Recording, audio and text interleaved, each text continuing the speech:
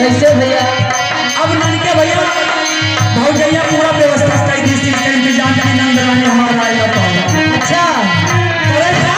हाँ क्या करे भैया? अरे देवरी लागा वही देवरी मनवा तुम्हारे पहाड़े करवा तुम्हारे पहाड़े करवा हो गौरी राधा गई गौरी मनवा तुम्हारे पहरे करवा तुम्हारे पहरे करवाई हो। हे देवरी लागा वही देवरी मनवा तुम्हारे पहाड़े करवा तुम्हारे पहाड़े करवा हो भैया देवरी आई नदिया पिया तायो पिया भैया जागो भोला आई भैया नदिया तो बिटिया बा तारे जल्दी पिया बा ताया हो।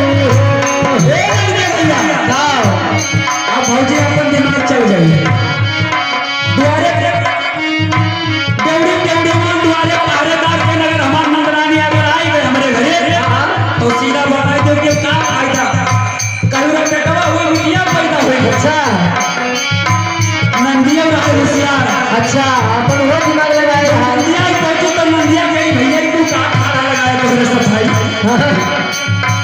अरे भाई तू क्या टेंशन नहीं ले। लगाए हो मने हम जाबे अंदर थोड़े खाना लगाए हो अच्छा कहा क्या नंदिया क्या कहे भैया? अरे खोले बाजार आके उमरिया कौन से रजकार नंबर से रजकार हो अरे तुम्हारी आना नदिया तो ढोल से जा रजगार ढोल से जा रजगार हो।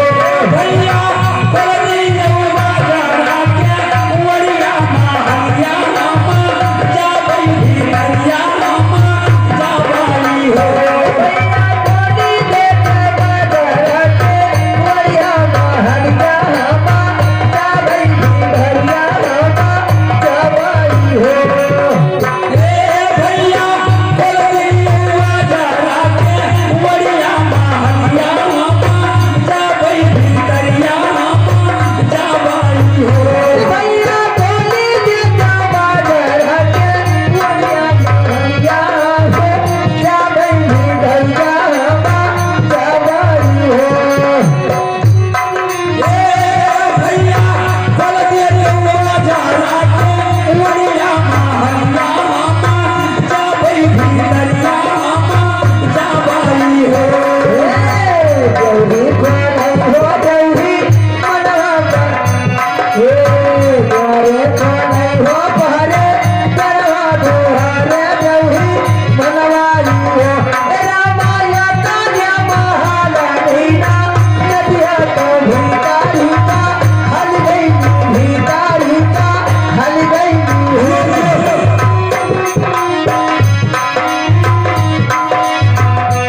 भैया हाँ जब अंदर नंदिया पहुंच के भौजी को हाँ हाँ हालत खराब हो गई हाँ कहीं भौजी सुन के कोई लड़का पैदा हुआ हाँ हाँ कहीं ना बड़ी लड़का तो ना पैदा बता हर बात गलत हो गई हाँ बिटिया पे बिटिया पैदा कर ली अच्छा अब अगर तुम्हारी बात अगर सही हुआ हाँ तब तो भाई थी अच्छा नहीं भौजी ऐसा को हमने तो वीडियो के दिखाई दिए अच्छा अरे हाँ तो नदिया पे दिमाग लगाई इंडिया पर दिमाग लगाई सही भौजी हम कोई बात नहीं जब अपने घर से आई गेल तो मैं तो वीडियो दर्शन कराई दिए